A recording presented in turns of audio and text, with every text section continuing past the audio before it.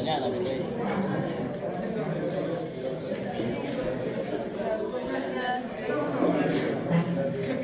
A ver, vayan haciendo una lista. Gracias. Porque de repente les es favorable. Me llamo Graciela. Anótala de nuevo, Graciela. La otra sección Oye, Adri. Adri, lo de la otra sección están en promedio bien. Hay jalados, sí. Hay jalados, ¿ah? Menos de 12, 7, 8, hay unos 4, 5. Gracias, ya está ahí. ese fue Ya, pero de esta hora recién estoy comenzando a practicar. ¿Ya? Pero supongo que será la misma tendencia. Hay un 19, eso quiere decir de que no está tan mal la cosa, hay varios 16.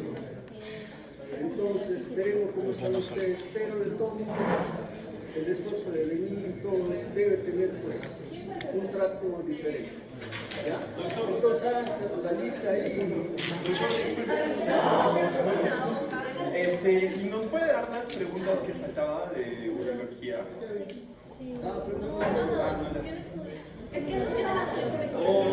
O de repente puede subir el examen corregido a Teams. Perdón, al Blackboard. No, o sea, solo las respuestas. O sea, solo las respuestas.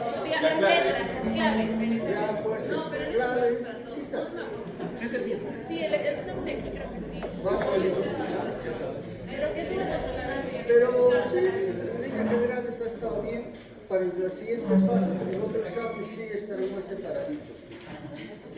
Había habido 50, acá ha habido 73. No está bien.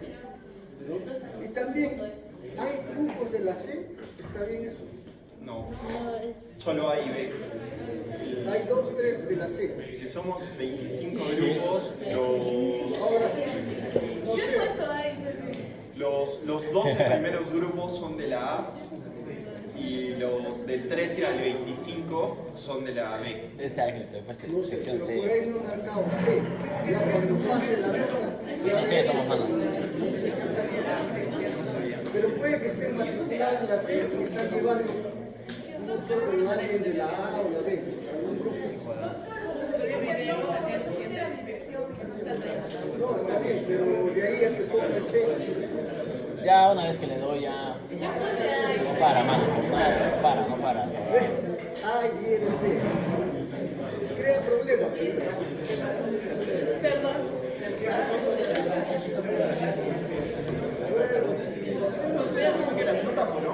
Ojalá tenga dos. No, hombre, rico. ¿Tú grabas, no? Estoy grabando. Comencemos entonces la clase. Una clase Ignacio Santiago, Bolivia. bien. Pronto, Vamos la a lista. hablar de lo que es glaucoma. ¿Ya?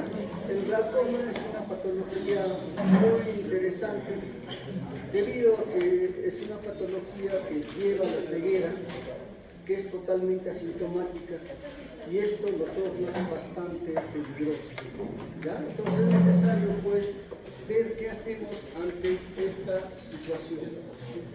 El glaucoma viene a ser la segunda causa de ceguera a nivel mundial, pero es la primera causa de ceguera irreversible a nivel mundial. Y la verdad que las cifras pues son bastante alarmantes porque a la fecha hay 7 millones de ciegos en el mundo por efecto de lo que es glaucoma. Además de que el glaucoma es una patología que se va presentando más en gente de mayor edad. Cuanto más edad, mayor prevalencia. Entonces, como ahora la población cada vez tiende a ser más vieja, la posibilidad de tener glaucoma se va a ir incrementando en los próximos años. Y hay otra cosa adicional, de que cuando se hace el diagnóstico de glaucoma, generalmente estamos ante un evento que es ya bastante grave en cuanto a su manifestación. Por lo tanto, pues el glaucoma es una patología que tenemos que aprender a diagnosticarlo en base a una serie de elementos que vamos a ir viendo. Entonces, el glaucoma más común en lo que es Europa, Estados Unidos, Latinoamérica, es el glaucoma crónico de ángulo abierto. ¿Ya? En la población asiática, el glaucoma más común viene a ser el glaucoma crónico de ángulo cerrado. Entonces, vamos a ver cómo vamos a reconocer esta patología. Entonces, cuando hablamos de glaucoma, vamos a hablar de una injuria a nivel del nervio óptico, cuya etiología no se conoce hasta el momento, pero dentro de la etiología como causa probable están los niveles de presión intraocular. Ya sea de que esta presión intraocular esté elevada, mayor a 20 milímetros de mercurio, o ya sea de que el nervio óptico tiene una susceptibilidad a sufrir daño, aún en situaciones donde la presión intraocular esté en límites normales. De tal forma que esta respuesta va a ser pues de que en el nervio óptico, que es donde se va a encontrar la mayor parte de las manifestaciones del glaucoma, este nervio óptico se vea diagnosticado de una forma tardía en cuanto a la función que tiene el nervio óptico. Además de que va a existir progresión de daño aun cuando exista una presión intraocular controlada. Ahora, la etiología, las causas que producen este glaucoma no está del todo dilucidada, y es por eso de que en la medida que se vaya conociendo el por qué se produce el glaucoma, también se podrá orientar a lo que es nuevas estrategias de diagnóstico y también nuevas estrategias de tratamiento. Hasta ahora, lo único que se hace es controlar, bajar la presión intraocular, porque es el único factor modificable que se tiene cuando uno está frente a un paciente con glaucoma. De tal forma que cuando hablamos de glaucoma, hablamos pues de una neuropatía óptica que es multifactorial, que va a producir daño de las fibras retinales, las mismas que van a producir defectos en el campo visual, que se van a ir dando en forma progresiva y van a ser irreversibles hasta que esto desemboque en lo que es una ceguera. ¿Ya? Entonces, un paciente que no se trata de glaucoma, la evolución de la enfermedad va a ir hacia la ceguera. Entonces, estamos observando una serie de lo que es el nervio óptico. ¿Ya? Acá tenemos el nervio óptico, nervio óptico, nervio óptico. ¿Qué diferencia hay en esas tres imágenes del nervio óptico? ¿Qué les llama la atención?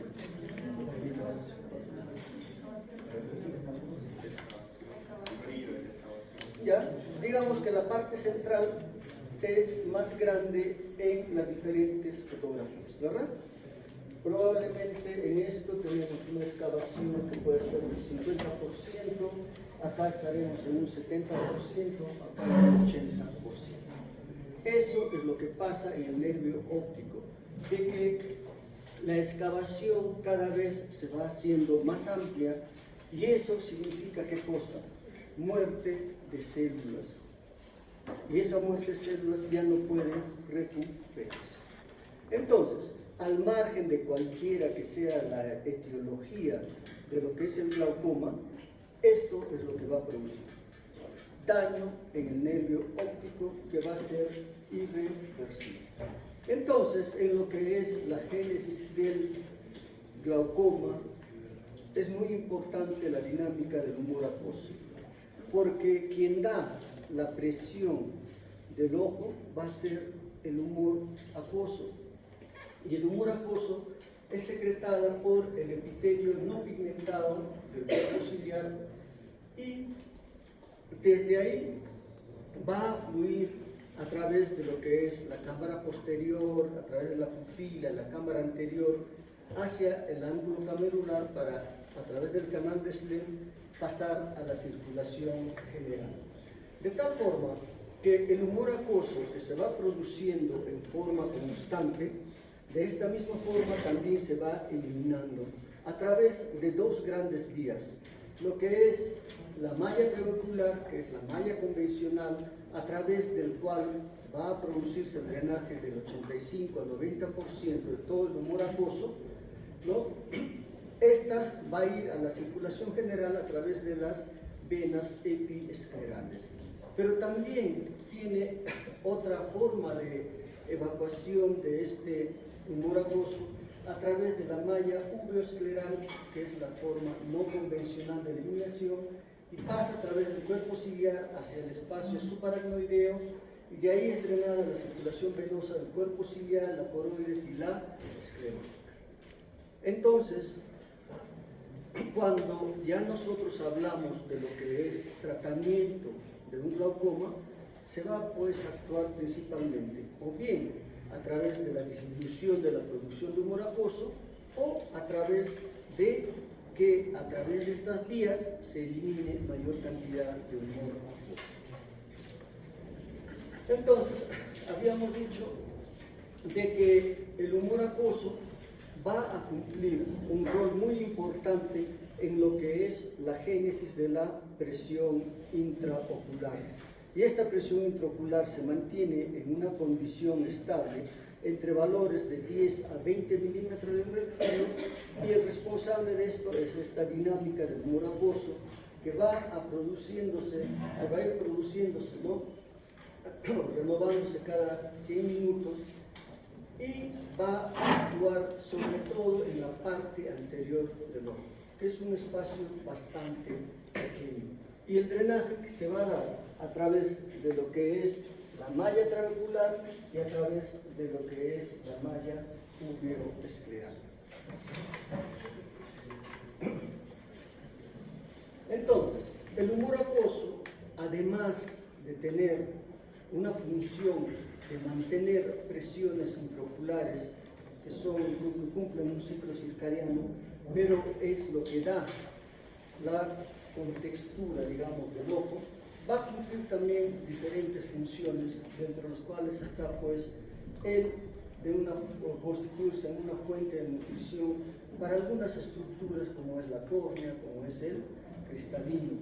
También va a haber una respuesta humoral y celular a nivel de este humor acuoso, pero una función importante es mantener la presión intraocular en valores normales que se estiman entre 10 y 20 milímetros de mercurio, y que en condiciones normales, desde el lugar de los procesos ciliares donde se forman, va a ir circulando hacia la cámara posterior, pupila, cámara anterior, y el ángulo camerular a través del canal de Schlemm va a la circulación general. Esto es lo que sucede en condiciones normales. Entonces, cuando tenemos esta circulación que va produciéndose en forma constante, en forma normal, ¿por qué es lo que se produce un aumento de la presión intraocular en los pacientes que van a ser portadores de glaucoma? Porque va a haber un bloqueo de drenaje a nivel de la malla trabecular. ¿Qué etiología? Diversa, ¿ya? Pero el gran problema del glaucoma es de que existe una alteración en el drenaje de la malla trabecular que representa el 85-90% del drenaje del humor acuoso. Por lo tanto, una alteración en esta vía necesariamente pues se traduce en un aumento de la presión intraocular. Muy bien, ¿qué factores de riesgo tenemos para que se pueda producir un glaucoma? Ya estos factores de riesgo están perfectamente estipulados, determinados, dentro de los cuales tenemos pues uno, una presión intraocular elevada. Otra, la edad del paciente. El antecedente heredofamiliar del glaucoma es muy importante porque los familiares de primer grado con glaucoma incrementan el riesgo de glaucoma en 3.7 veces. El hermano en 3.7 veces, el padre 2.2 y el hijo 1.1. De tal forma que si hay un antecedente familiar de glaucoma, ese paciente, esa persona tiene que tener un tratamiento especial. La raza también es un factor muy importante, ya que en los casos de pacientes de raza negra, ¿no?, la posibilidad de desarrollar glaucoma es de 4 a 6 veces. Pero no solamente hay mayor prevalencia, mayor posibilidad de desarrollar glaucoma, sino también que el glaucoma que se desarrolla en ellos es mucho más refractario al tratamiento, a los diferentes tipos de tratamiento. Pero ¿qué es lo que se ha determinado en los últimos estudios? De que si bien la raza negra era el factor racial que hace que exista mayor prevalencia de glaucoma, en los momentos actuales somos todos los latinoamericanos que tenemos mayor posibilidad de desarrollar glaucoma.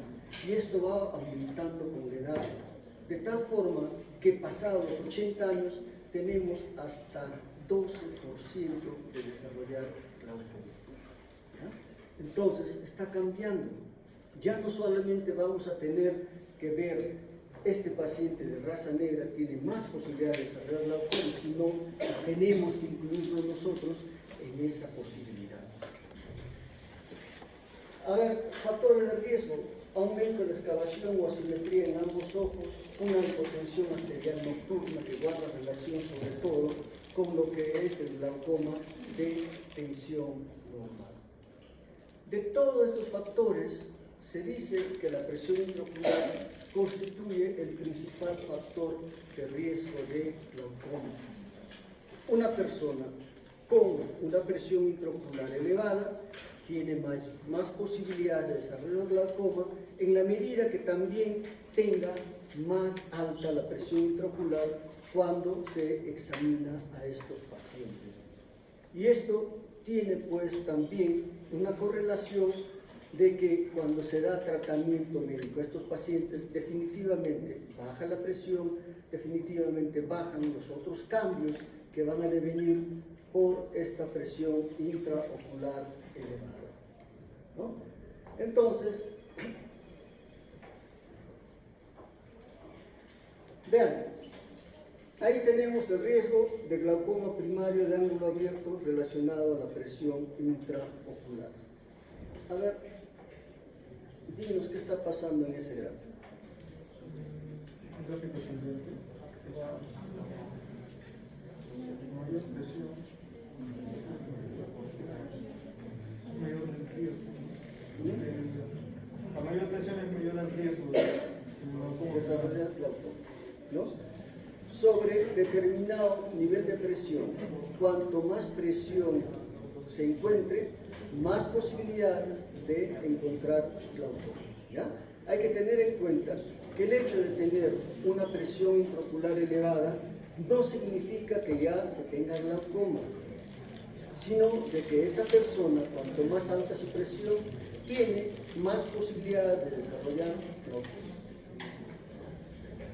Y de la misma forma, acá vemos de que cuando se reduce la presión intraocular, también los cambios que van a suceder por glaucoma en cuanto a la visión, esto se estabiliza.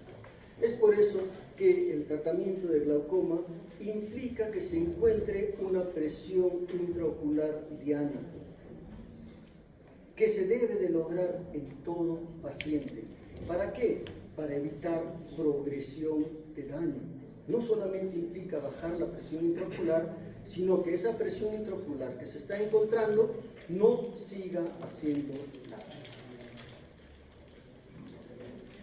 Bien, entonces habíamos dicho que la presión intraocular cumple un ciclo circadiano en cuanto a lo que es la elaboración del mismo. No es la misma a lo largo de todo el día. Pero vemos acá de que la presión intraocular en un paciente no glaucomatoso sí cumple este ciclo circadiano con variaciones en nivel de presión de 1-2 milímetros de mercurio. Pero en un paciente con glaucoma, vean, ese mismo ciclo circadiano se mantiene, pero los niveles de presión intraocular donde varía es mucho más alto. Y estos niveles de presión intraocular que varían también es un factor que juega en contra de lo que es pues el tratamiento, porque hay que tratar de mantener la presión intraocular en valores normales durante las 24 horas para evitar estas fluctuaciones. Entonces, ¿por qué razón se eleva la presión intraocular? Porque existe principalmente lo que es una obstrucción a nivel de la malla trabecular. Sea que exista una anormalidad en la matriz extracelular, que es lo que explica la mayoría de los glaucomas, o porque hay injurias en el trabéculo por sustancias tóxicas, por obstrucción de Debris, por procesos inflamatorios que producen sinequias, etc. ¿Ya? Pero es la obstrucción en la malla trabecular la que va a causar este incremento de presión intraocular. No hay aumento de lo que es producción del humor acuoso. ¿Ya? Es bueno tener en cuenta el concepto de hipertensión ocular y sospechoso de glaucoma. ¿Quién es un hipertenso ocular? Cuando hay aumento en la presión intraocular, pero sí cambios en el nervio óptico o en el campo visual. Un paciente que en un examen se encuentra 23 milímetros de mercurio de presión intraocular, pero en el fondo de ojo está normal y no hay alteración en el campo visual. Un sospechoso de glaucoma es cuando hay cambios en el nervio óptico, pero sin cambios en el campo visual, pero la presión intraocular puede estar elevada o puede estar normal. ¿Ya? Muy bien. Entonces, vamos a encontrar probablemente con pacientes portadores de lo que es una hipertensión ocular. Entonces, cuando hablamos de hipertensión ocular, cuando la presión intraocular es mayor a 21 milímetros de mercurio, cuando se mide pues en 2-3 oportunidades este nivel de presión y no se encuentran cambios detectables de lo que es un glaucoma, pero este hallazgo hace de que existe un riesgo a desarrollar glaucoma.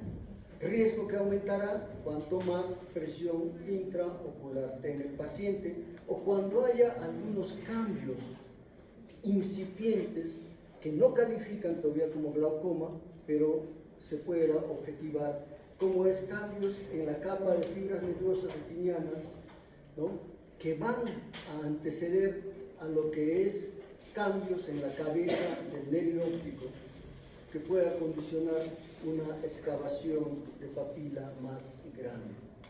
Entonces, un hipertenso ocular se va a tratar, se dará tratamiento, sí, pero en aquellos pacientes que tengan alto riesgo a desarrollar glaucoma. ¿Y quiénes son esos pacientes con alto riesgo a desarrollar glaucoma? Cuando haya pues defectos en la capa nerviosa retiniana, cuando haya cambios parapapilares o presiones intraoculares mayor de 28 milímetros de mercurio. Estos pacientes podrían ser tributarios de tratamiento. Los de riesgo moderado, de repente observarlos.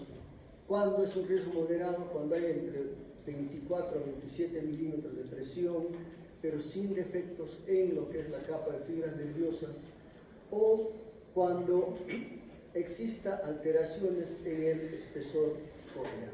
¿Ya? Córneas delgadas se relacionan también como un factor de riesgo para glaucoma. Pero el que estemos frente a un paciente con hipertensión ocular, ¿qué es lo que hace pues la diferencia? La diferencia también va con el hecho de la prevalencia de la enfermedad. Entre 21 y 25 milímetros de mercurio se dice que tenemos de 2.6 a 3% de un incremento en la prevalencia en los próximos 10 años. Estos incrementos entre 26 y 30 milímetros de mercurio que llega a 12 a 26%. Y en las personas con mayor de 30 milímetros de mercurio de presión intraocular llega hasta 42%. ¿No? Pero, ¿qué más se sabe? De que las personas con una presión intraocular mayor a 28 milímetros de mercurio tienen hasta 5 veces más riesgo de desarrollar glaucoma. Ahora, una cosa es que de pronto una persona con 21 o 22 milímetros de mercurio tenga un glaucoma.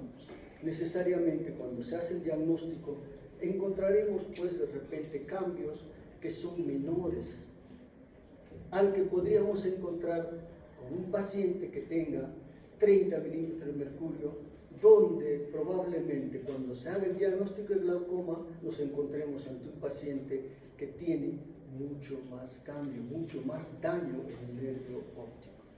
Entonces, esto nos sirve de referencia para ver cómo los niveles de presión intraocular van a presentar una mayor posibilidad de lo que es desarrollar glaucoma y también de que con presiones mayores de 28 milímetros de mercurio esta posibilidad aumenta grandemente.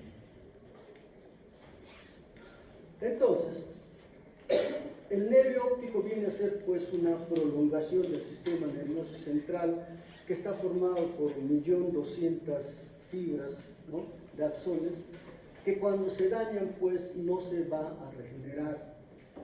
Y esto va a sufrir lesión pues, por aumento de la presión intraocular. Y la lesión va a ser de tipo mecánica por una compresión de estos axones a nivel de la lámina cribosa y otra de tipo vascular donde va a haber una menor nutrición a nivel de la cabeza del nervio óptico y esto origina de que exista daño en el nervio óptico. Por lo tanto, pues cuando encontramos lo que es un daño glaucomatoso, probablemente estemos ante una situación mixta. Parte del daño explicado por lo que es compresión en la lámina cribosa y parte por lo que es una pérdida en la circulación de la cabeza del nervio óptico. ¿Ya? Entonces hay una teoría isquémica, compromiso de microvasculatura de cabeza y nervio óptico, y una teoría mecánica directa porque la presión intraocular lesiona directamente las fibras nerviosas retinianas. Pero esta alteración, sea de origen mecánico, sea de origen vascular, va a dar una excavación de papila, muerte de parte de las células que conforman el nervio óptico. Muy bien, entonces, cuando hablamos de glaucoma, vamos a hablar de un glaucoma de ángulo abierto y un glaucoma de ángulo cerrado. Cualquiera de ellas tiene una génesis primaria y secundaria a alguna patología. Entonces, vamos a hablar de lo que es el glaucoma primario de ángulo abierto. Entonces, en el ángulo abierto tenemos pues un glaucoma primario, el glaucoma primario de ángulo abierto, el glaucoma de tensión normal, ¿no? De ellas el más frecuente viene a ser el glaucoma primario de ángulo abierto, que representa más o menos el 60% de todos los glaucomas. Esto hablando de lo que es Latinoamérica, Europa, Estados Unidos. ¿Ya? Ahora, hay también un glaucoma de ángulo abierto juvenil que es en incidencia muy poca, y hay un glaucoma congénito también que lo vamos a ver hoy día, que forma parte de lo que es este glaucoma primario. Por otro lado, tenemos los glaucomas secundarios. Pero los glaucomas secundarios, ¿por qué se producen? Porque va a haber una patología intraocular que va a condicionar la aparición de este glaucoma. Y la etiología puede ser múltiple, entre los cuales tenemos pues un glaucoma pigmentario, inducido por el cristalino. En clase anterior decíamos como un cristalino hipermaduro bien podría condicionar un glaucoma facoanafiláctico. Puede ser por un proceso neovascular, como en el caso de lo que son obstrucciones de vena central de la retina, asociado al despliegue de retina, a traumas oculares, a procesos inflamatorios como la uveitis, a efectos de algunos medicamentos como los esteroides. Todos ellos producen un glaucoma secundario. ¿Ya?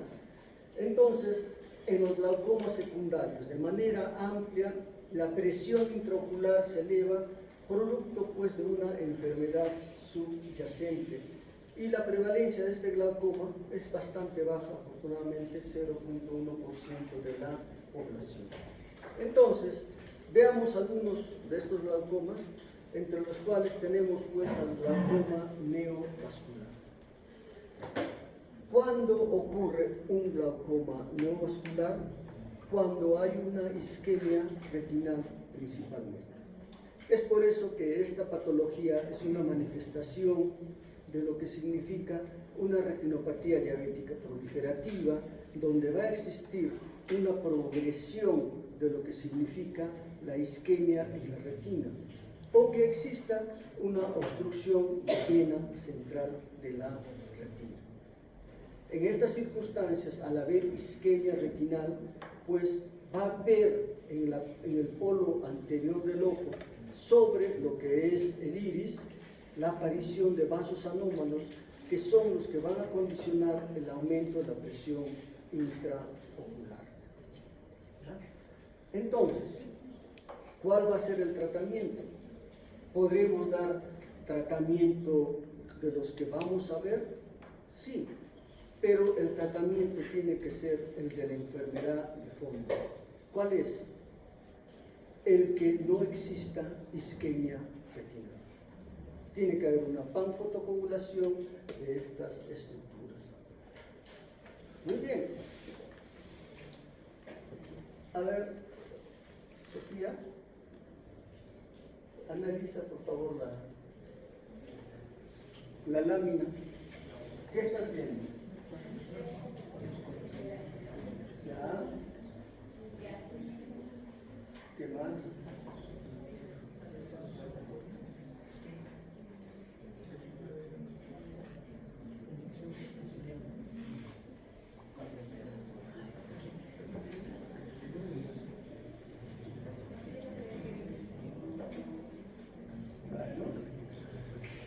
¿Algo más? A ver, ¿alguien?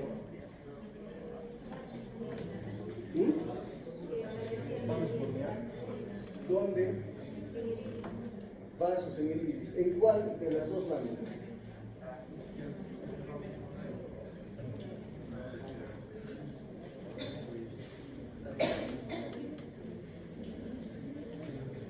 Porque acá hay vasos sanguíneos, ¿verdad? Y también acá, sobre todo, a nivel del borde del iris. Ustedes en el examen encuentran vasos sanguíneos en esas estructuras, entonces este es un glaucoma neovascular, porque no hay vasos sanguíneos en esa zona, de la forma que está expresado. Ahora, el glaucoma uveitis, ¿no? También el glaucoma secundario se asocia pues a lo que es iridocyclitis, donde va a haber una presión intraocular elevada. ¿Por qué se va a producir? Porque va a haber una obstrucción de lo que es el trabéculo por esta reacción inflamatoria que está ocurriendo a nivel intraocular. A ver, describe el cuadro izquierdo.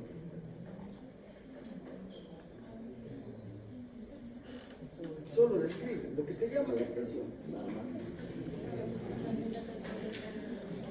Me duele mucho.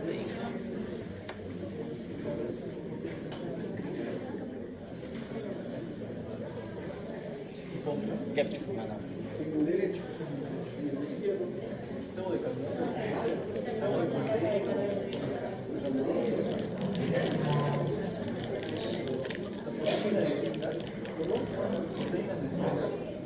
el Tinder será, no, en cámara negra, pero no es Tinder.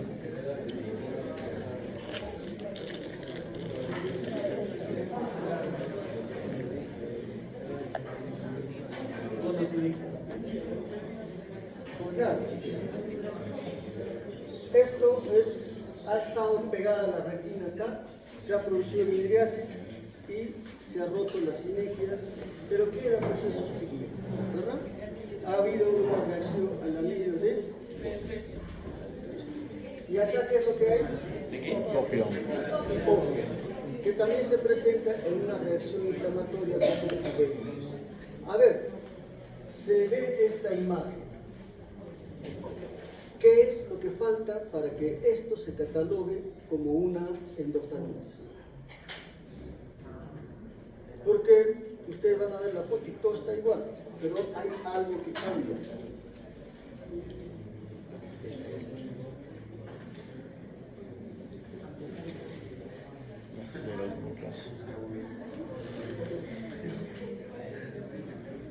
Acá obelis, ¿ya? Pero ¿qué falta a esta imagen para que digas, es endoftalitis? La opacidad del corte. Otra. Puede ser, pero otra cosa, antecedente de cirugía. ¿Qué cirugía? Intraocular. Paciente operado de colecistitis hace una semana. ¿Puede ser? Debe ser con nombre y apellido, ¿ya? Antecedente de cirugía intraocular, glaucoma, catarata, traumatismos abiertos, etc. Que presente este cuadro, endoftalitis. No vas a estar pensando en uveitis, olvídate, endoftalitis. Ahora, glaucoma traumático, ¿no? Cuando hay un trauma, puede haber pues, un glaucoma secundario a este trauma. ¿Por qué? Porque se va a alterar en algunos casos lo que es el sistema de drenaje por efecto del traumatismo. Es por eso que cuando hay un traumatismo se debe también evaluar la presión intraocular ante esta posibilidad. Pero es una causa de glaucoma traumático. ¿Ya? Veamos entonces lo que es el glaucoma de ángulo abierto. El glaucoma más frecuente en lo que es Latinoamérica, donde representa pues el 60-70% de todos los casos de glaucoma, y esto va a aparecer con la edad. En los mayores de 50 años y en adelante, la expectativa de portar glaucoma va aumentando. ¿Por qué se caracteriza? Porque es una patología que se presenta con un curso crónico, ¿ya? Se va instalando en forma progresiva, siempre es bilateral, aunque asimétrico, vale decir de que las lesiones que uno puede encontrar probablemente no sean las mismas, no sean idénticas, pero sí bastante parecidas. Es totalmente asintomático e indoloro, y esto es lo que lo hace peligroso. Por ahí dicen que esto hace que se conozca el glaucoma como el ladrón silencioso de la visión. ¿Ya? Entonces, ¿qué vamos a encontrar? Una excavación del nervio óptico y una pérdida del campo visual. Cuando hablamos de glaucoma, tenemos que encontrar una excavación del nervio óptico y alteraciones en el campo visual. ¿Ya? Esa es la definición de glaucoma. Y algo que tienen que tener ustedes bien claro es de que no afecta la visión central en cuanto a evaluación de lo que es la agudeza visual. Ustedes ven a un paciente con glaucoma, un glaucoma avanzado, y van a encontrar una visión de 20/20 de repente. ¿Ya? Si dan tratamiento, la visión va a seguir manteniéndose en 20/20. ¿Ya? Entonces, la agudeza visual no cumple una función en cuanto a dar aporte para lo que es diagnóstico del glaucoma, ni tampoco para lo que significa progresión, ni tampoco para lo que significa resultado al tratamiento del glaucoma. ¿Ya? Entonces, la agudeza visual va a estar normal, siempre.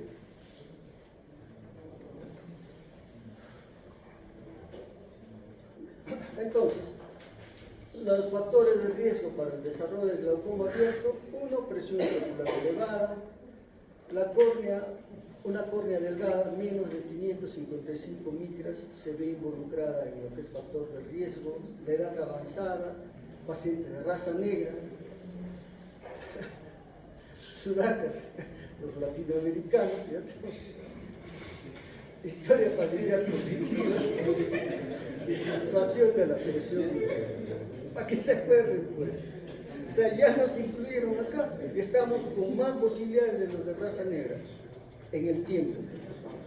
¿Ya? Ya estamos. Ahora, ¿y qué síntomas va a presentar? ¿Qué síntomas va a presentar? Síntomas bastante inespecíficos. ¿No? Visión empañada. No sé, visión empañada es muy subjetivo, ¿verdad? Pérdida gradual de la visión periférica en túnel.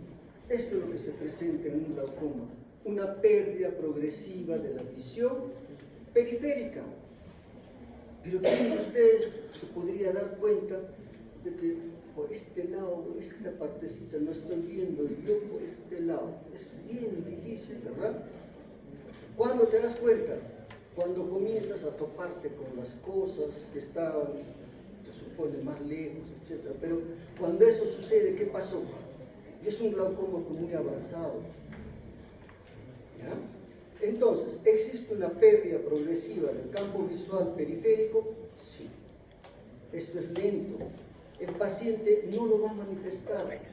¿Por qué? Porque no lo va a percibir, salvo que esté muy avanzada la enfermedad. Hay una incapacidad de ajustar los ojos a habitaciones oscuras, no se acomoda uno tan fácilmente. Ve anillo de colores alrededor de las luces, esto es traducción de algún grado de edema corneal de repente, pero también es bastante subjetivo.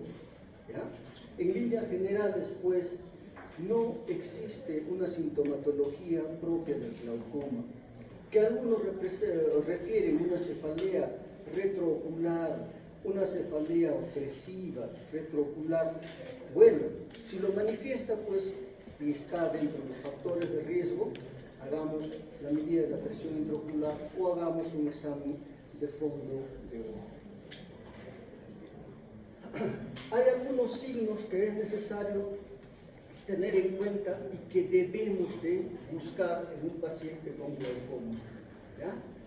Entonces, como sintomatología no vamos a buscar, no vamos a obtener gran ayuda hasta que exista una pérdida significativa del campo visual. Pero en cuanto a signología, si el paciente tiene glaucoma, sí tiene una expresión bastante rica, porque encontraremos una probable presión intraocular elevada. Si hacemos la medida de la presión intraocular a lo largo de todo el día, mañana, tarde, noche, probablemente encontremos fluctuaciones de la presión intraocular mayores pues, a 1 o 2 milímetros que se suele tener en caso de glaucoma. Vamos a encontrar cambios en lo que es la papila del nervio óptico. Eso sí lo vamos a tener. Habrá pérdida de fibras nerviosas, también se podrá evaluar. Si hacemos una campimetría, encontraremos una reducción del campo visual, ¿no? Entonces, con signología, sí vamos a encontrar en un paciente con glaucoma. Vean, en esa representación, tenemos una visión normal y una visión de una persona con glaucoma, ¿no? Donde el campo visual es mucho más amplio en la vista izquierda y en la vista derecha tenemos una reducción de lo que es la visión periférica, pero la visión central se mantiene, ¿no?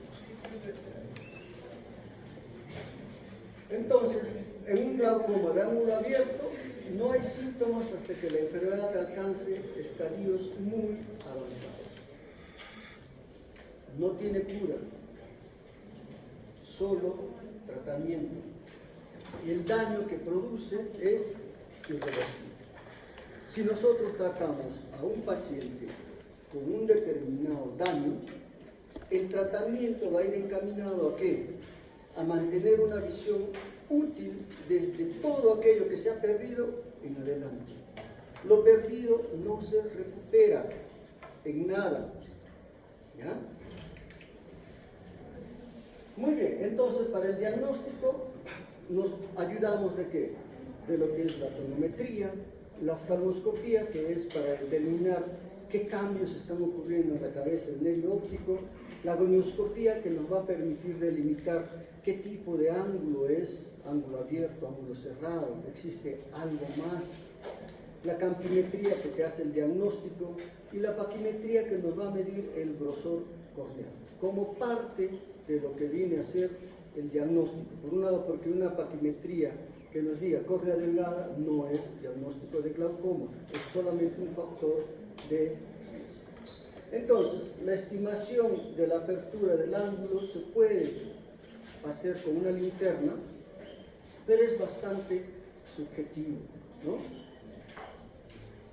La tonometría, el tomar la presión intraocular, que el 70% de los pacientes cursa con presión intraocular elevada, se puede hacer a través de diferentes aparatos.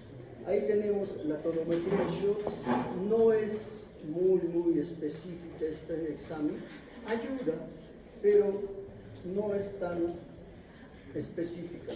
Actualmente se prefiere usar lo que es la tonometría de aplanación, sobre todo en lo que es el seguimiento del paciente con glaucoma, si está respondiendo adecuadamente al tratamiento o no. La tonometría de aplanación. Esta misma tonometría de aplanación, en el caso de los niños, se puede hacer a través del tonómetro de Perkins, como está ahí, ¿ya? Ahora bien, la evaluación del nervio óptico constituye pues un paso muy importante en cuanto a lo que es el diagnóstico de glaucoma, ¿ya? Entonces hay que evaluar qué tanta excavación presenta ese nervio óptico. Existen de repente hemorragias en el disco, existe la presencia de muesca, un adelgazamiento del anillo neural y si existe asimetría en los dos nervios ópticos, ¿ya? Entonces, la excavación óptica, vean cómo en las láminas se va determinando un aumento progresivo de lo que es esta excavación que va a ocurrir a nivel de la cabeza del nervio óptico. Y esta excavación, que es producto de la pérdida de fibras nerviosas, ya no se va a recuperar. Bien, en condiciones normales, nosotros tenemos lo que es la papila, que tiene que tener pues, bordes nítidos de color rosado, y en la parte por donde emergen los vasos sanguíneos, la arteria y vena central de la retina, hay una coloración más blanquecina, lo que se llama pues la excavación. Esta excavación representa el 20 a 30% del área de lo que es todo el nervio óptico. Eso es lo normal, 20 a 30% de una coloración blanquecina en la parte central. Entonces, la excavación de papila involucra que este 20 a 30% vaya incrementándose. Y eso es lo que nos debe de llamar la atención. Entonces, tenemos una excavación del disco. ¿Cuál de ellas es patológica? ¿Las dos? ¿Cuál más patológica? Derecha, inferior derecha, ¿verdad? ¿Por qué? Porque tiene más excavación. ¿Qué otra cosa más hay? Esta y esta tienen el mismo tamaño. Hay asimetría en el nervio óptico, ¿verdad? Entonces, esas cosas se tienen que ver. De pronto ustedes en el futuro los llaman para que hagan un fondo de ojo, ven esto y dicen no edema de papila. Y después va el paciente y en 5 años llega en esta circunstancia. Dice, ¿qué pasó? Allá ya había glaucoma, no tuvo tratamiento, ya está en un glaucoma más avanzado.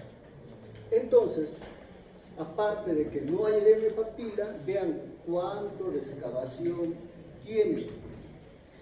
¿Qué pasa si encuentran una excavación de este tipo? Y ustedes están en neurología. ¿Cómo sería tu reporte?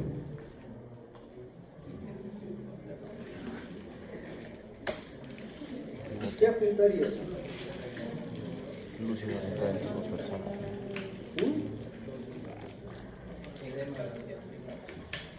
No, no edema. A ver, hacen el punto de ojo y encuentran esto en los dos ojos, estimado. ¿Ya? Entonces, a ver, ¿qué dirías en tu reporte? Denle el rollo. Reportaría que hay una excavación. ¿Y ahí qué más? Podría ser descartar glaucoma. Interconsulta oftalmología. Pero primero tendría que poner, pues, no edema papila, porque es lo que te interesa, ¿verdad? Pero está bien, no edema papila, descartar glaucoma, consulta al oftalmólogo, porque eso es lo que estás encontrando. Porque ¿quién más le va a hacer el fondo de ojo? Ya no lo va a hacer otro. Pero no puedes dejar pasar eso, ¿verdad? Bien, excavación. Toda papila que sea más de 0.2, 0.3, 40% del área de la papila, es sospechoso de que ese paciente pueda ser portador de glaucoma. De pronto encontramos las dos papilas con estas características, le hacemos campo visual y está normal, ya pues es algo constitucional, ¿no? Sí o sí tiene que ver. Alteración en campo visual.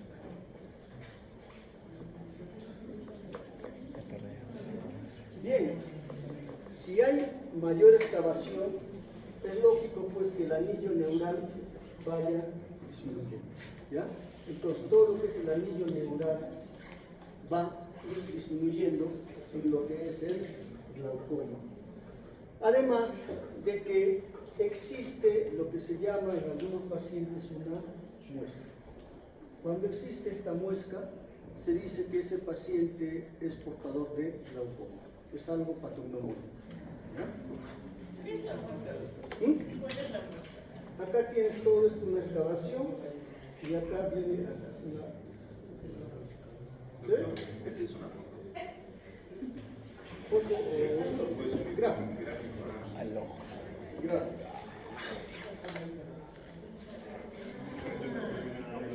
¿Qué están viendo ahí?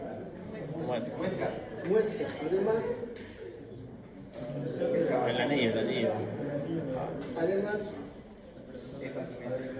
asimetría. ¿Ya? Un paciente con una excavación en un ojo y excavación más grande en el otro ojo es una asimetría. La asimetría en cuanto a lo que es el fondo de ojo también constituye un elemento bastante fuerte de diagnóstico de glaucoma, ¿no?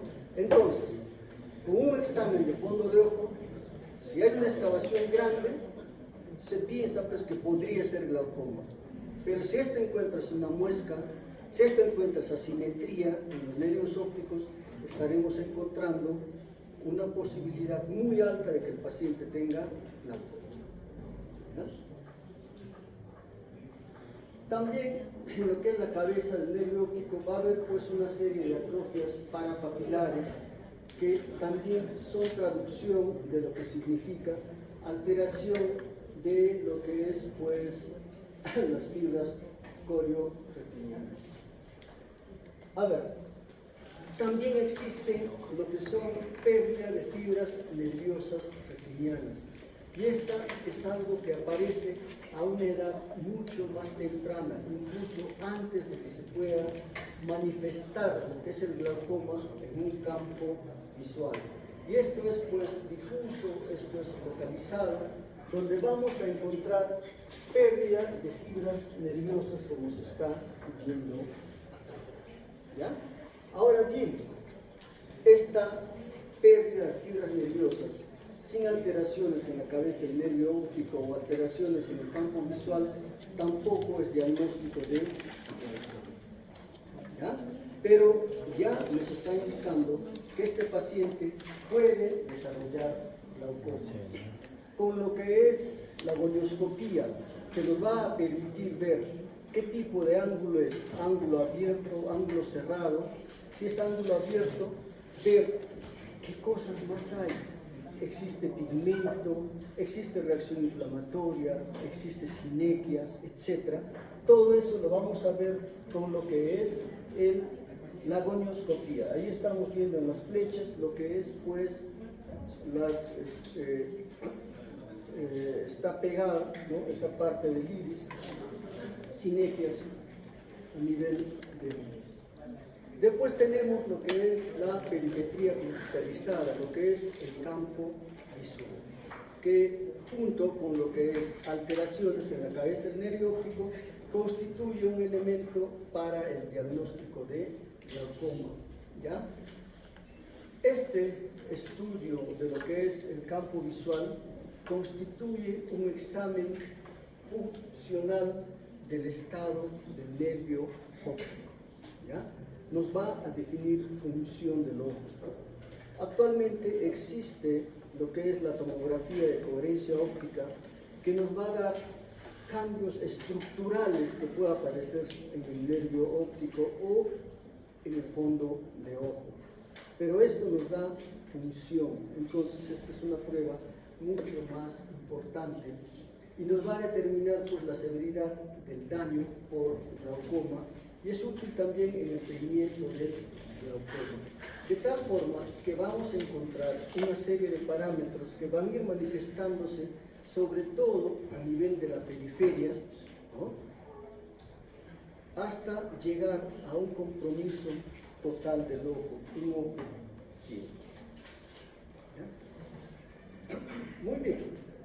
Entonces, la tomografía de coherencia óptica es un estudio que actualmente tiene mucha importancia, ¿no?, que va a darnos valores de lo que es la estructura del nervio óptico, de la capa de fibras nerviosas de la retina, de la capa de células ganglionares, etc. ¿Ya?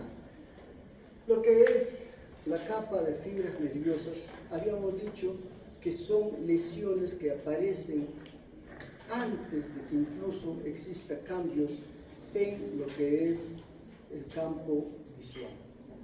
¿Ya?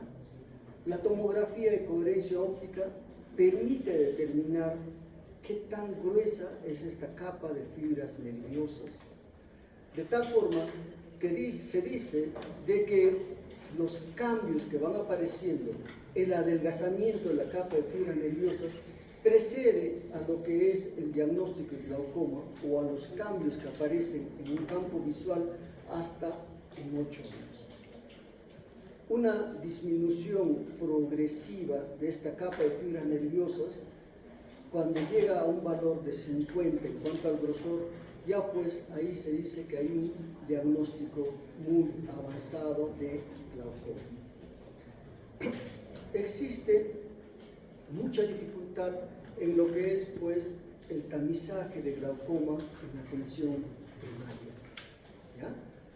¿Por qué razón? Uno, por lo que de pronto no existe el entrenamiento necesario para poder visualizar los cambios que van apareciendo en el nervio óptico.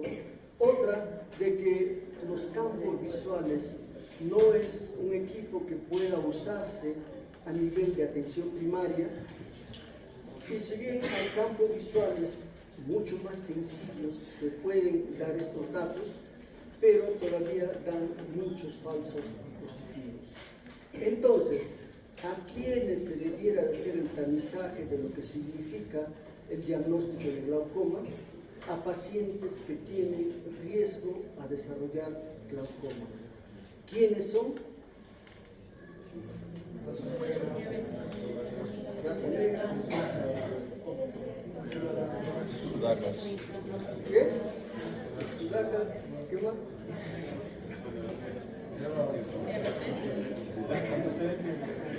Mayores de 50 años, cuanto más edad, más posibilidades. Los que tienen antecedente de familiar de glaucoma, ¿no? Y los que por ahí tengan una presión intraocular elevada. En ellos, ¿qué es lo que se debe de hacer? En esta población, pues de repente, ya hacer por lo menos un fondo de ojo o un campo visual. Ahí tiene que orientarse lo que es la prevención, porque en cuanto a lo que es la tonometría, la medida de la presión intraocular sola solamente constituye un factor de riesgo. Imagínense a alguien que tenga 22 milímetros de mercurio de presión intraocular. En 10 años tiene una posibilidad de 2.5 de hacer glaucoma, ¿no? Entonces, los factores de riesgo son muy importantes.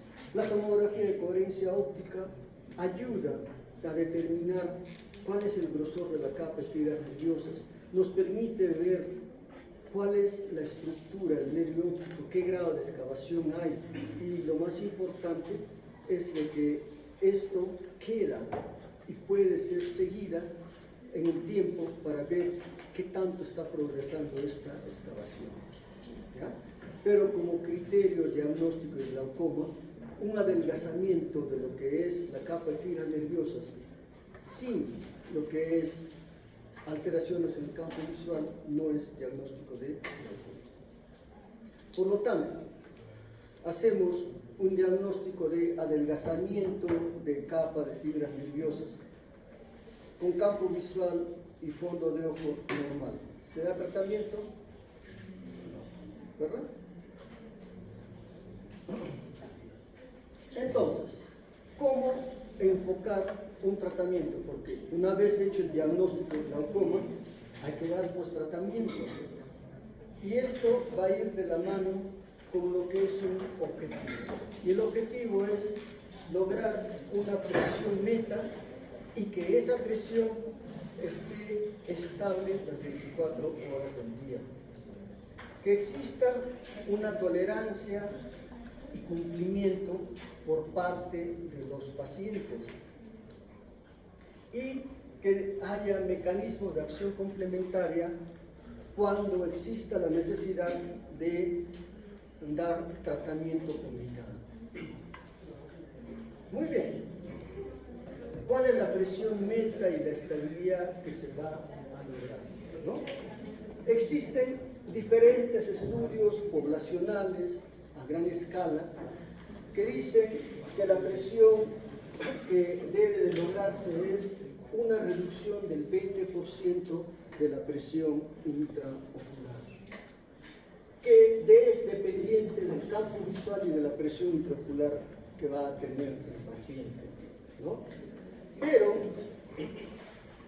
en otro estudio avanzado y progresivo del glaucoma avanzado y progresivo dice que la disminución debe de ser mayor, un 33%, ¿no? Y si ya estamos frente a un glaucoma muy avanzado, la presión debe ser menor a 14 milímetros de mercurio, porque se estima que con este valor, ¿qué es lo que se va a lograr?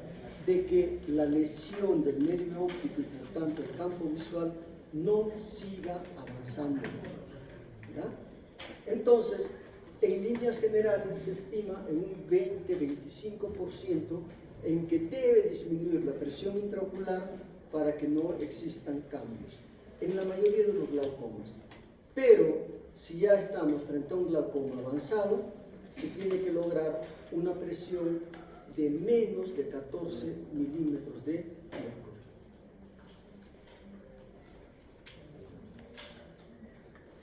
Tolerancia y cumplimiento, ¿no?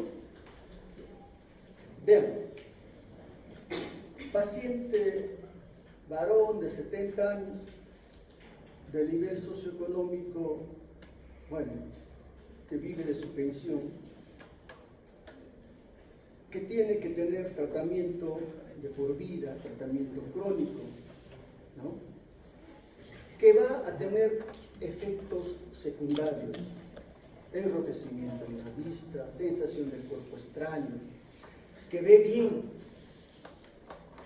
y encima que tiene que gastar todos los meses una cantidad de dinero. ¿Cumplirá el tratamiento? Porque cuando uno evalúa tratamiento, cuando es desde el punto de vista ocular, ¿con qué se relaciona este resultado satisfactorio del tratamiento? ¿Con qué? Dice, mejora la vista. O sea, con una buena visión. Pero si el paciente ve bien, se echa la gota y sigue viendo bien, va a decir que no le hace nada. Pero sí, por el contrario, le produce enrojecimiento en la vista, le produce ardor, lagrimeo, etc. ¿Cuál es la conclusión más lógica? Y encima de que el glaucoma ni siquiera le da molestias. El tratamiento sí. Entonces ahí vienen ustedes a cumplir esa función, pues, de que tienen que tener el tratamiento de por vida, porque el tratamiento va a producir efectos secundarios, no va a hacer que mejore la visión, pero sí va a hacer de que el paciente de pronto no se quede ciego. ¿Ya? Que tienen que seguir el tratamiento, que si produce efectos secundarios, de repente cambiar otro medicamento por el que no va a tener tanto efecto secundario, pero tiene que tener el tratamiento. En un paciente con glaucoma tenemos muchas más posibilidades que el paciente abandone el tratamiento a que cumpla el tratamiento. ¿Ya? Entonces, tiene que haber pues tolerancia y cumplimiento, y dentro de lo que es cumplimiento también juega un rol importante de que ese medicamento sea accesible para que pueda conseguirlo y que no sea tan oneroso en costo. No vas a decirle, si quieres seguir viendo, tienes que comprar este medicamento que es prohibitivo para su economía. ¿Ya? Muy bien. Mecanismos de acción complementarios. ¿Por qué razón? El tratamiento siempre se inicia con lo que es una monoterapia. Actualmente tenemos medicamentos que con una sola gota van muy bien, pero llega un momento que es necesario de repente adicionar otro medicamento. ¿Qué se va a hacer en esa circunstancia? Pues dar este otro medicamento, ¿no? Pero que tenga diferente acción. No podemos darle el mismo medicamento o diferentes medicamentos con el mismo mecanismo de acción. ¿Ya? Entonces, ¿qué medicamentos producen una disminución de la producción de humor acuoso? Beta bloqueadores, inhibidores de la desgrasa carbónica y los alfa-adrenérgicos. ¿Quiénes producen aumento en el flujo de salida? Tenemos los colinérgicos como la pilocarpina, lo otro no lo tengan en cuenta. ¿Ya? Y en los análogos de las prostaglandinas y los alfa-adrenérgicos tienen una acción por lo que es la vía ureoescleral. Vean, ninguno a nivel de lo que es la malla trabecular donde está el problema. ¿No? Entonces, habíamos dicho que el tratamiento de inicio siempre ahora es una monoterapia. ¿Y con qué medicamento se inicia? Con lo que es análogos de las prostaglandinas, que son los que mayor reducción de la presión intraocular producen en los momentos actuales. Entre 30 a 35% de la presión intraocular del paciente es reducida por estos análogos de las prostaglandinas, ¿no? Dentro de ellos, el primero que ingresó fue el lacanopros, los demás productos son los más recientes, pero con el mismo grado de satisfacción. Ahora, estos medicamentos van a producir una disminución de lo que es la presión intraocular, favoreciendo lo que es el drenaje a través de la vía uveoescleral, ¿no? Es mucho más potente que el timolol, un beta bloqueador que se usaba antes como primera elección, ¿no? Y también tiene otra ventaja, que se usa una sola vez al día, una vez en la noche, porque es en la noche donde existen mayores niveles de incremento de presión intraocular. Es un producto muy bueno, no tiene efectos secundarios sistémicos, pero sí tiene algunos efectos secundarios locales, como es pues hiperemia conjuntival, ojo rojo, alargamiento e hiperpigmentación de las pestañas, hipertricosis muchas veces, el pigmento del iris y piel periorbitaria, existe algún grado de despigmentación que puede contraindicar el uso, si es que el paciente lo refiere así. Y tiene que haber mucha precaución en los glaucomas de origen inflamatorio, en el caso de uveitis, no va bien, ¿ya? Entonces, esto es un buen producto. Y cuando estamos haciendo una monoterapia, ya sea con análogo de prostaglandinas o de pronto con beta bloqueadores, si hay una reducción del 30% y hay una buena tolerancia, se sigue con este medicamento, salvo que aparezcan después efectos secundarios, donde se puede dar tratamiento para manejar estos síntomas y signos. Si no mejoran, pues se suspende el medicamento, ¿no? Por el contrario, si regula entre 20 a 22% de la presión intraocular inicial, hay necesidad de lo que es aumentar otro medicamento. ¿Con cuánto habíamos dicho que se debiera de reducir la presión intraocular? ¿En qué porcentaje? 25%, ¿ya? Entonces, si no se está logrando eso, hay que adicionar otro medicamento.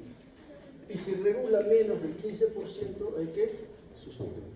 Eso es válido para toda monoterapia. Ahora, ¿por qué es importante la monoterapia? ¿Por qué? Porque disminuye todo lo que significa efectos sistémicos adversos, las interacciones medicamentosas, el daño corneal secundario pues a preservantes. Todos los medicamentos tienen preservantes. Cuanto más medicamentos se aplican en la superficie corneal, más daño va a haber, donde principalmente en lo que es pues la córnea. Y además que favorece grandemente el cumplimiento del medicamento, el tratamiento, ¿ya? Una sola gota al día es bastante práctico para que pueda un paciente seguir las indicaciones, ¿ya? Pero muchas veces la monoterapia no es suficiente pues, para muchos pacientes.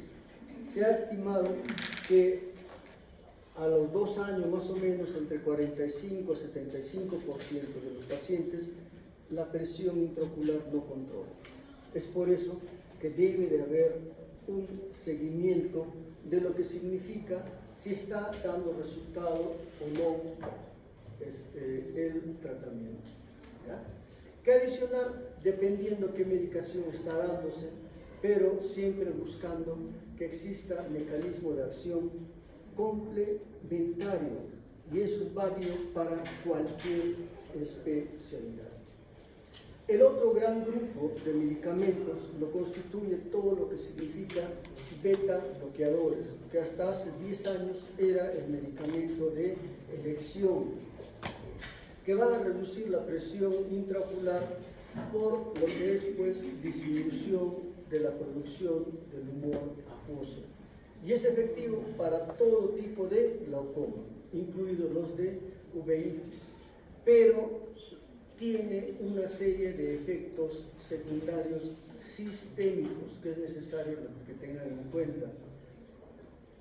No puede ser usado pues en pacientes con insuficiencia cardíaca congestiva, bloqueo cardíaco de segundo o tercer grado, casos de bradicardia, casos de asma, enfermedad obstructiva de las vías aéreas, etc. ¿Ya? Ahora, ustedes dirán, pero una gota, porque es así, una gota de una concentración baja de gotas, ¿qué podría ser a nivel sistémico? Puede desencadenar una crisis asmática. ¿Por qué? Porque este tipo de reacción no es pues dosis dependiente, es una cuestión de hipersensibilidad, y la hipersensibilidad no tiene relación con lo que es dosis.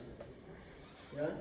Entonces tengan en cuenta eso, que puede producir un bloqueo cardíaco, sí, que puede producir crisis asmática, también. Entonces, para dar este medicamento hay que descartar esas cosas. ¿Ya? Además de que el timolol, que es un beta bloqueador, ¿no?, también produce una serie de síntomas a nivel del sistema nervioso central: cefalea, astenia, depresión, insomnio, labilidad emocional. Entonces, de pronto, podemos hacer un diagnóstico errado de una demencia senil que no tiene el paciente. ¿Ya? Hay que tener en cuenta esos detalles para lo que es el uso de beta bloqueadores. Además que la miastenia gravis se ve exacerbada con el uso de este tipo de productos. Y a nivel respiratorio tiene una de las manifestaciones más grandes, más graves también, a través del broncoespasmo que va a producir.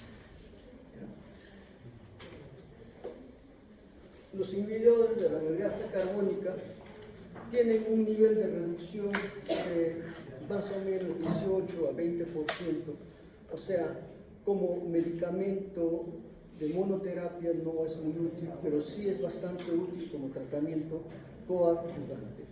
¿Ya?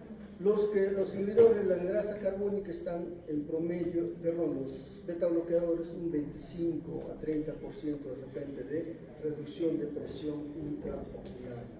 Pero cuando hablamos de inhibidores de la anhidrasa carbónica, tenemos también pues medicación que se usa en forma tópica, como medicación que se usa en forma sistémica bajo la forma de pastillas.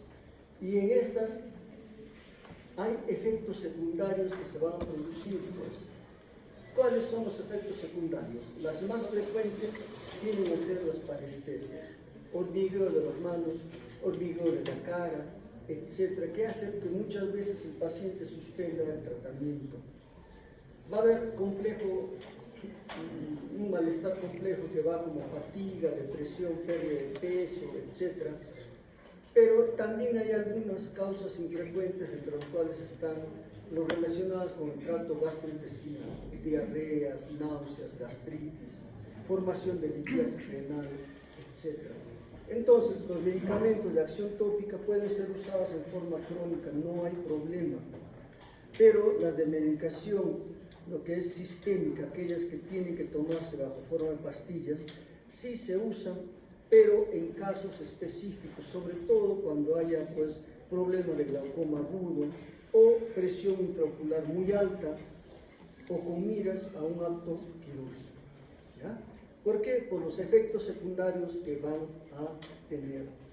Entonces, a los efectos secundarios que hemos mencionado, es importante que se pregunte si el paciente es alérgico a un medicamento o no. Sobre todo a las sulfas, porque este medicamento tiene lo que es un origen en las sulfas.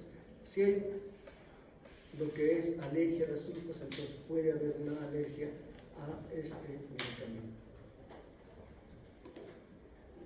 Ahora, los agonistas alfa-2 también disminuyen la secreción del humor acuoso y favorece el drenaje uveoescleral. ¿Ya? Doble mecanismo de acción. Es un producto bastante bueno, la immunoglobulina, pero tiene efectos secundarios como conjuntivitis alérgica, somnolencia, fatiga. La apraclonidina era usado sobre todo el procedimiento de directomía láser porque produce un aumento transitorio alto de la presión intraocular, ¿ya? Pero recomiendan el no usar en niños y en ancianos por los efectos secundarios que se tienen, ¿ya? Ahora, ¿existe asociación de medicamentos? Sí, ¿ya? De tal forma que en un solo medicamento tengas 2 productos, 3 productos, y esto va a facilitar lo que es pues el cumplimiento del paciente. Antiguamente se tenían pues medicamentos que se usaban 2 veces al día, 3 veces al día, y el paciente tenía que usar 2, 3, 4 medicamentos, entonces todo el día paraba echándose las gotas, ¿ya? Cuando nosotros ya no podemos controlar la medicación, o mejor dicho, la presión intraocular con el máximo de medicación, con la terapia médica máxima, ¿no? Que es aquella pues en la que el paciente pueda cumplir y tolerar, ya hay que buscar otra alternativa de tratamiento. Cuando se usa muchas drogas, entonces el cumplimiento de esto va a ir fallando. Se dice que la posibilidad de usar más de 2 frascos es menor al 10% en cuanto a cumplimiento de los pacientes, ¿ya? Tengan en cuenta eso. Bueno, la pilocarpina es un biótico que ya saben ustedes, lo usamos en lo que es el glaucoma agudo porque va a producir linfosis. Entonces, cuando estamos frente a un paciente que ya está en tratamiento, lo que tenemos que hacer es pues el seguimiento al paciente. Porque habíamos visto que muchas veces va a ser necesario el asociar medicamentos. Y para esto, ¿qué es lo que debemos tener? Un seguimiento del paciente.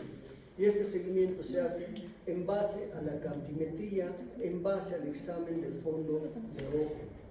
Está existiendo deterioro en el fondo de ojo, existe deterioro en el campo visual.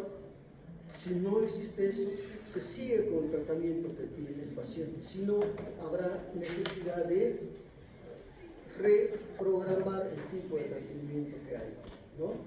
Entonces, ¿por qué motivo se produce daño o por qué se produce lo que es fracaso en el tratamiento del glaucoma?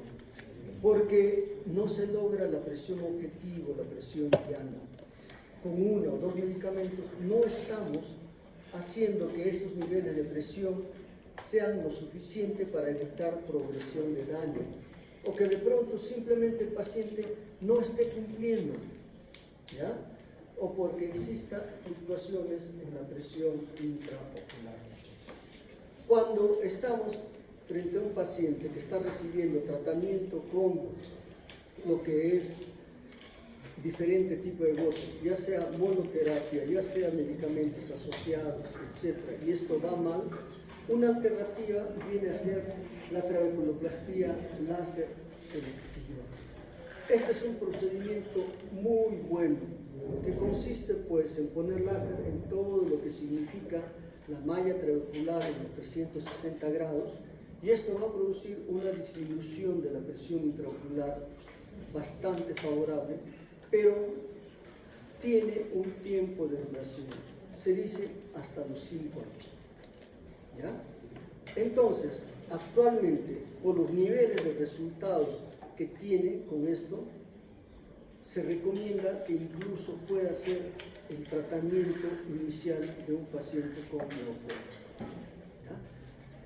En eso se está en estos momentos, en que la trabeculoplastía láser selectiva sea el tratamiento inicial para lo que es el glaucoma, por los resultados que da. Muy bien. Cuando ya la trabeculoplastía láser, los medicamentos no surten efecto, ¿qué es lo que queda? Pues va a quedar el hacer los procedimientos quirúrgicos. ¿Qué procedimiento quirúrgico tenemos?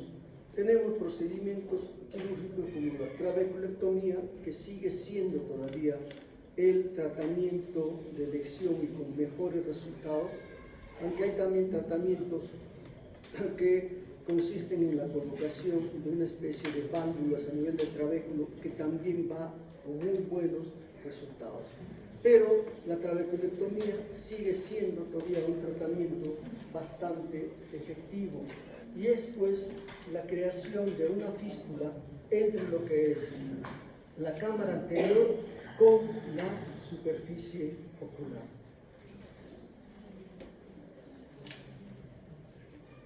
Entonces, lo que se va a crear es, pues, en el trabéculo se va a hacer una incisión de tal forma que tengamos un flap escleral, y a nivel de lo que es la malla trabecular se quita esta parte y con eso se crea una fístula entre la cámara anterior y la superficie ocular.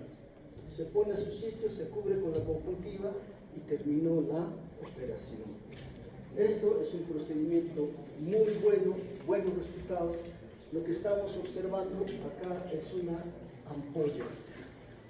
Por esa fístula va saliendo lo que es el tumor acuoso, y esto es el túmulo de tumor acuoso. ¿Ya? Entonces, con este procedimiento va muy bien todos los pacientes. Potencialmente puede haber complicaciones, sí.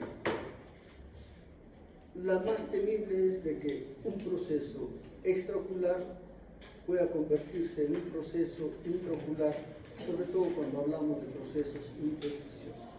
¿Ya? Pero en líneas generales esto es un procedimiento muy bueno que también puede hacerse de forma de repente de primera elección en pacientes que viven de repente en zonas donde el control del glaucoma no se va a dar, donde la posibilidad de que el paciente pueda venir a atención oftalmológica también sea difícil. Ahora, este procedimiento es un procedimiento que falla, sí. A veces 1, 2, 3 operaciones son fallidas, ¿no? Para eso, ¿qué se hace? Se pone antimetabolitos como la mitomicina C para que haya una menor reacción inflamatoria y la posibilidad de que esta ampolla se cierre y disminuya. También, pues, ya en estadios mucho más avanzados, con mala visión, se puede hacer procedimientos ciclodestructivos. Ciclodestructivos, ¿por qué? Porque se destruye la zona donde se produce el humor acuoso. A ver, ¿qué estás viendo acá? Estoy viendo la ampolla de una trabeculectomía, ya. Pero también noto que hay una hiperemia conjuntival en toda la periferia, excepto en esa ampolla. Después veo una malformación, una alteración en la forma del iris, se está aplanando. ¿Qué más? Y creo que a ese paciente también le han hecho una iridotomía porque tiene Claro, esta iridotomía a través del cual el humor acuoso va a pasar a lo que es la ampolla. Ahora, cuando falla la trabeculectomía, también se pueden poner válvulas. ¿Ya? Vean ustedes esta válvula donde una parte va a la cámara anterior y va a ir hacia la válvula, ¿no? El humor acuoso hacia la válvula. ¿Ya?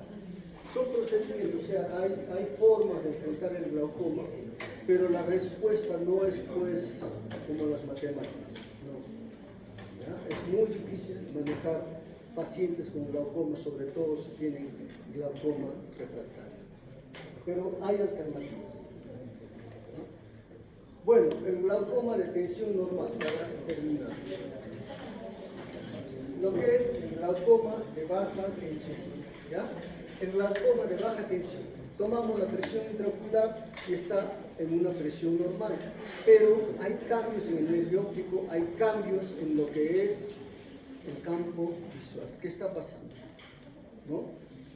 Ese nervio óptico probablemente es muy sensible a niveles de presión, incluso los normales, o existen fluctuaciones de presión que no estamos evidenciando. Más frecuente en ancianos y mujeres, existe una lesión glaucomatosa en el nervio óptico, pérdida del campo visual, es un glaucoma de ángulo abierto, ¿no? Ausencia de causas secundarias. O sea, esto es un glaucoma de ángulo abierto, solo que con presión normal. ¿Ya? ¿Qué vamos a encontrar en la cabeza del nervio óptico? Una excavación glaucomatosa y cambios parapapilares igual al glaucoma primario de ángulo abierto. Hay mayor incidencia de lo que son hemorragias en astilla. En estos casos no es permanente, pero si encontramos una hemorragia en astilla en el nervio óptico, eso es un glaucoma de tensión normal. Pues todos los cambios de efectos en el campo visual son semejantes al glaucoma primario de ángulo abierto. ¿Qué otras características tienen estos pacientes? Van a tener un espasmo vascular periférico con frío, o sea, presentan lo que es un fenómeno de frenado. Las migrañas suelen ser más frecuentes. La hipotensión sistémica nocturna es algo que también aparece en ellos. Una hipertensión sistémica sobretratada podría ser la causa de esta hipotensión nocturna, de tal forma que va a haber un flujo reducido en la arteria oftálmica como consecuencia en el nervio óptico.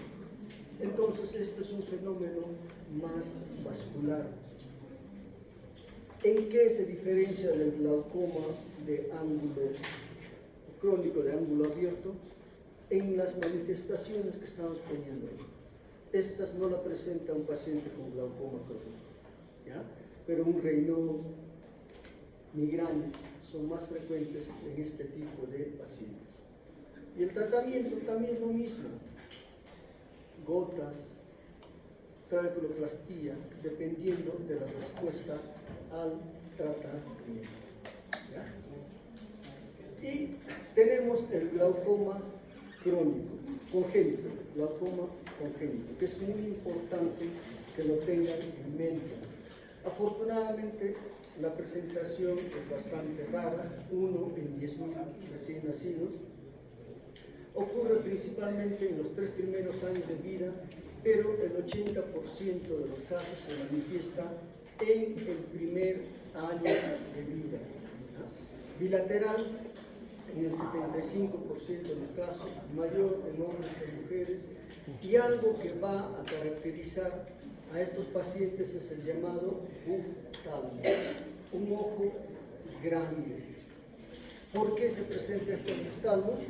Porque existe una presión intraocular incrementada que va haciendo pues que lo que son las estructuras de colágeno inmaduras en el niño se vayan extendiendo. Y esto es lo que da la apariencia de un buftalmos, un ojo grande, que se traduce por una córnea grande, una megalocórnea, una córnea mayor de 12 milímetros. Entonces, cuando exista la sospecha de que el paciente pueda tener un glaucoma crónico de ángulo, un glaucoma congénito, tenemos que encontrar los cambios que nos indican que tiene un glaucoma congénito. No solamente nos quedamos en la impresión de que pueda ser, sino tenemos que confirmar el diagnóstico. Y en un paciente pediátrico bajo sedación, ¿qué haremos? Buscaremos que la presión intraocular esté elevada, que existan cambios glaucomatosos en la cabeza del nervio óptico. En estos pacientes, como existe un ojo más grande, va a haber una miopía que es necesario visualizarlo. ¿Ya? Entonces, En el examen externo que vamos a encontrar el buftalmos y una córnea grande, una megalocórnea. Pero existe una serie de manifestaciones que bien podríamos reconocerlo además. ¿Cuáles? La presencia de edema corneal, la presencia de citofobia, la presencia de epífora. ¿Ya? La lista, por favor, para que yo vaya a la casa. ¿Cuál de las dos? Un compañero se ha ido porque tenía cita en el médico, me ha mandado. ¿Qué tenía? ¿Qué tenía? Tiene una lesión. Acá están sus. ¿Y otra lista? Están todos. Acá está su. Se han anotado doble, creo. Llame a Ángel Salvo, ¿no está?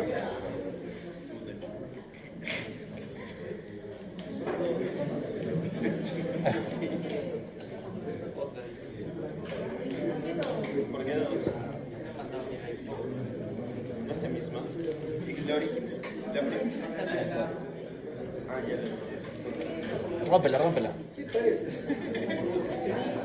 ¿Quién ha iniciado esta? Pero ahí también se han anotado, ¿no? ¿Sí? O sea, se han anotado en las dos. Ya, entonces no. Sí, sí, 1000 pedazos. ¿Hay dos? Sí, hay dos. Pero es lo mismo. Bien, entonces, en un paciente con glaucoma congénito, ¿qué vamos a encontrar como síntomas y signos? Como síntomas encontraremos irritabilidad, fotofobia, epífora, pobre visión. Ahora, ustedes dirán, pero eso lo manifiesta el niño indirectamente. Vamos a tener irritabilidad, fotofobia, etc. Como signos, lo que vamos a encontrar en un examen bajo sedación, tenemos en contra presión intraocular elevada. Acá no hay normotensión, ¿ya? Por si acaso. Buftalmos, un ojo grande. Las estrías de Hub, que vamos a ver ahorita cuáles son. Edema corneal y daño en el nervio óptico. A ver, describe lo que estás viendo y que te orientaría en un glaucoma congénito.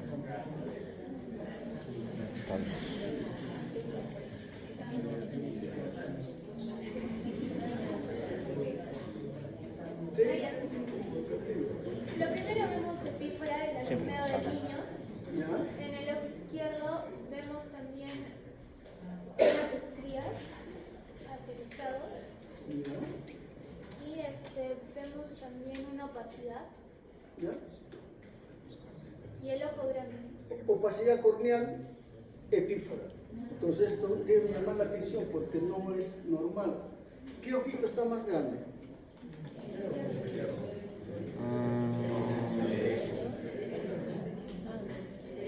Parece que el derecho, pero ya pues ya hay algo que llama la atención, ¿verdad? Entonces, en base a esto, tú lo ves, ¿qué dices? Podría ser. ¿Cuál es el siguiente paso? Conjuntivitis Poner al niño bajo anestesia y medir la presión. Y buscar todo lo que pueda encontrarse compatible con la luz. Ahí, ¿Qué están viendo ahí? buftalmos. Harold Noguera. ¿Qué estás viendo ahí?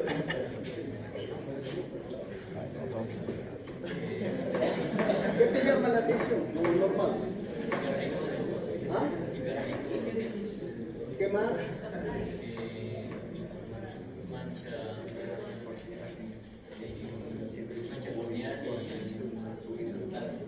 ¿En qué exoftalmos y una mancha corneal? ¿En qué ojo?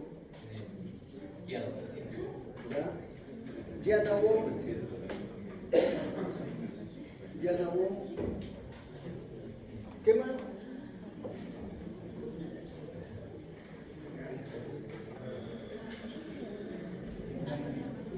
¿Ah?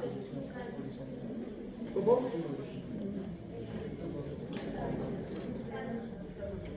¿Habrá exoftalmos? Podría, oftalmos es cuando algo empuja al ojo y el ojo te salta, ¿no? Pero en este caso da esa impresión, pero es un ojo que está más grande, ¿ya? Un oftalmos, más propiamente. Pero además de eso, vean, hay una desorganización en la córnea, tiene una coloración ya, ¿no?, diferente. Hay pérdida de la transparencia, etc. Es un glaucoma congénito y la diferencia en los ojos es bastante grande. Una megalocórnea, ¿no? A ver, ¿qué hay?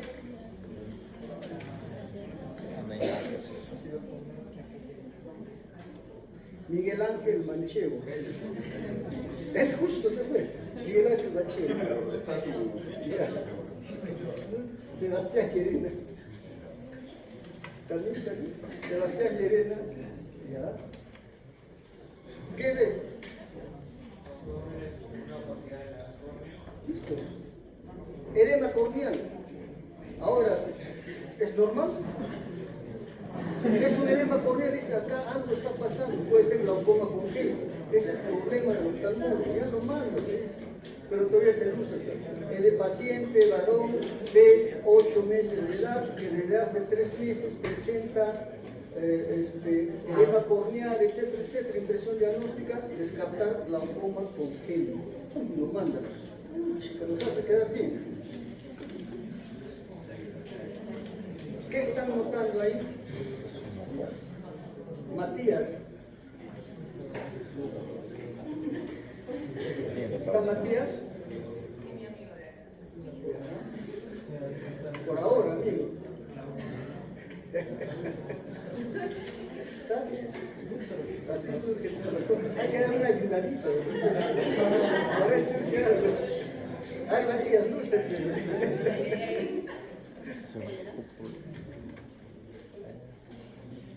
Describe, ¿qué estás viendo?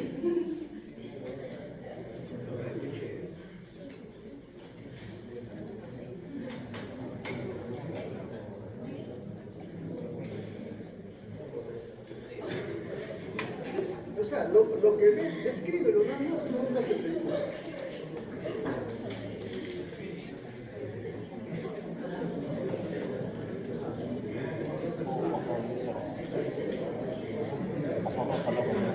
A ver, Roger David, David.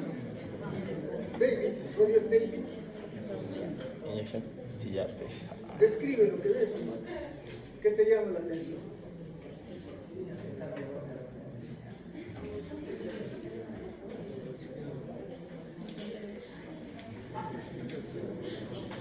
Unas líneas, ¿verdad? Unas líneas. ¿Dónde? En la córnea. Estas son pues las estrías de Happ. Estrías de Happ.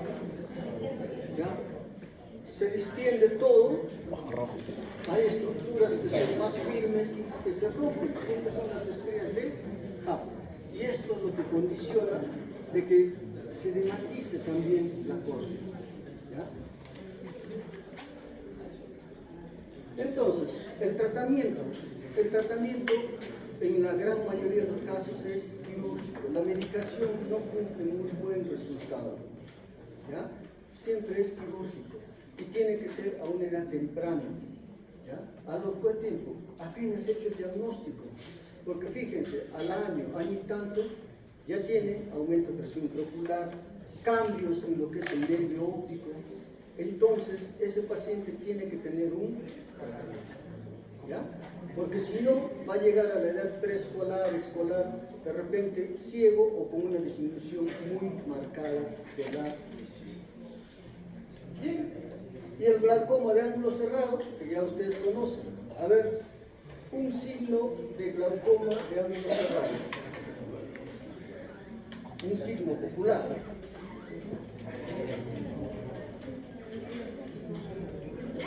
Allá ves, 50, 40. Rayú, Tadeo, otro síntoma, un síntoma.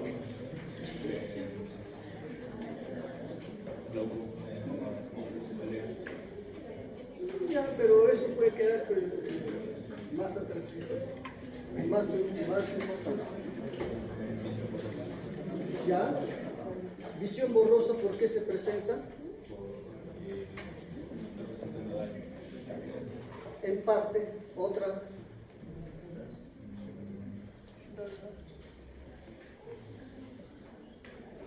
Visión borrosa, disminución de la agudeza visual, que se produce en parte por el edema corneal.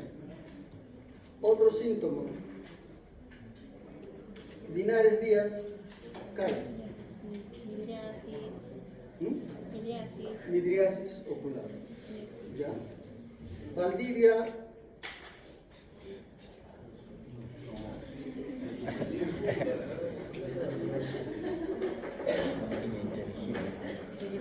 asma, algo así. Hay varios Valdivia. No, jamás.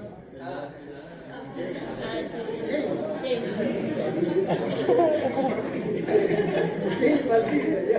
No es Valdivia. Ya, pero ojo rojo más específicamente. No, pero ¿cómo lo ves, pues, ese ojo rojo no doloroso? ¿Cómo lo describes de no doloroso? Inyección ciliar. Sebastián Llerena.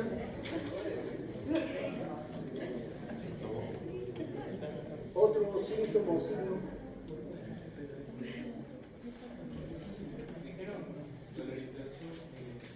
¿Ya? Dolor intenso ocular. ¿Ya?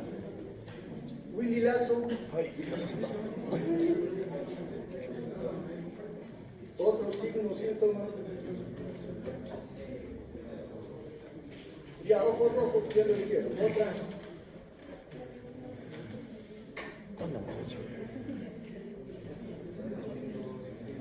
¿Cuál? Ya dijeron de mujeres. ¿Qué hacer entonces con el paciente? Ya lo reconociste, todo, ¿qué haces? ¿Con qué? ¿Con qué? ¿Con qué? ¿Ah? ¿Ya? Inhibidores de la grasa carbónica, por vía sistémica o manitol. Y el factor desencadenante de todo esto, ¿cuál es? Giancarlo Revilla.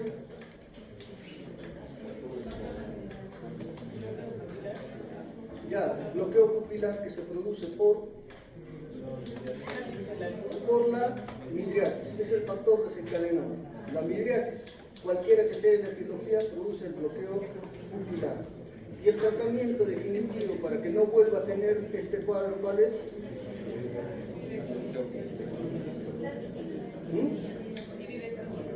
La iridectomía periférica. ¿Ya? ¿En qué ojo? Ambos. ¿Ya? ¿Ve? Listo. Esto si no se olvida. Está ahí. Va a volver a por ahí de repente una preguntita sobre esto, porque es importante que lo conozcan. ¿Ya? ¿Listo, chicos? ¿Alguna inquietud?